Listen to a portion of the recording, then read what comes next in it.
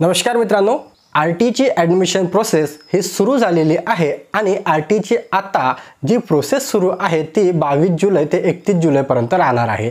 परंतु यामध्ये ज्या व्यक्तींचे ज्या पालकांचे नंबर लागलेले नाही किंवा ज्या पालकांच्या वेटिंग लिस्टमध्ये नाव आहे असे बरेचसे प्रश्न तुम्हाला पडलेले आहे।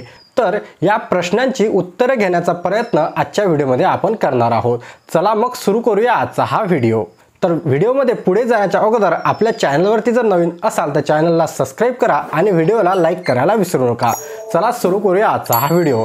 तर सर्वात पहिला प्रश्न जो आहे तो आहे की आर-टीचे किती राऊंड होतात, मीन्स किती लिस्ट लागेल। तर आर-टीच्या या एकूण 3 लिस्ट लागत असतात, मीन्स 3 राऊंड याचे होत असतात। पहिला राऊंड हा जो रेग्युलर सुरू झालेला आहे तो, त्यानंतर आणखी 2 राऊंड परत होणार आहे। तर आर-टीचे एकूण 3 राऊंड होणार आहे। याचा काही टाइम फिक्स आहे का?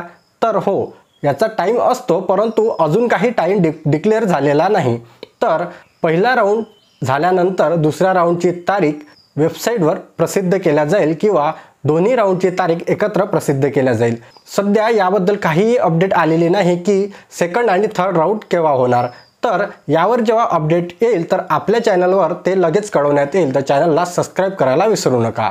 तर त्यानंतरचा प्रश्न आहे की वेटिंग लिस्ट म्हणजे काय आणि वेटिंग लिस्टमध्ये आमचा जर नंबर लागलेला आहे तो केव्हा आमचं ॲडमिशन कन्फर्म होईल की नाही। तर वेटिंग लिस्ट म्हणजे काय?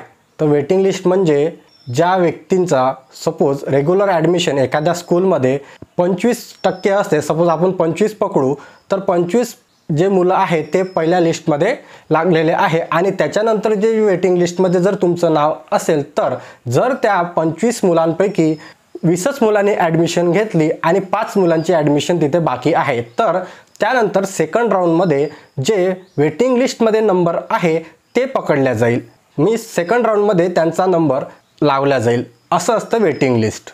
त्यानंतरचा बऱ्याच जणांना प्रश्न पडलेला आहे की एकदा आर-टीमध्ये माझा नंबर लागलेला आहे, परंतु या शाळेत मला नंबर पाहिजे नव्हता, मला दुसरी शाळा पाहिजे होती, शाळा बदलवता येणार का?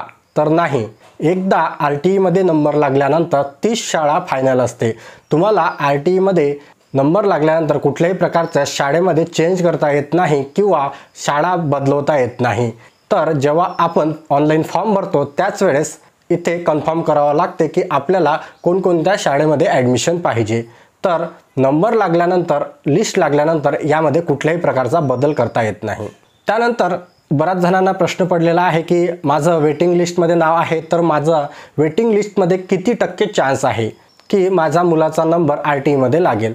जर तुमच्या मुलाचं नाव हे वेटिंग लिस्टमध्ये असेल तर इथे कमीत कमी जर पहिल्या 5 नंबरमध्ये असेल 1 ते 5, तर हे चान्सेस थोडे मॅक्झिमम असू शकतात 60 ते 70% परंतु त्यांच्या पुढे जर तुमचा नंबर असेल तर हे चान्सेस खूप कमी असतात, मीन्स 50-50 असू शकतात।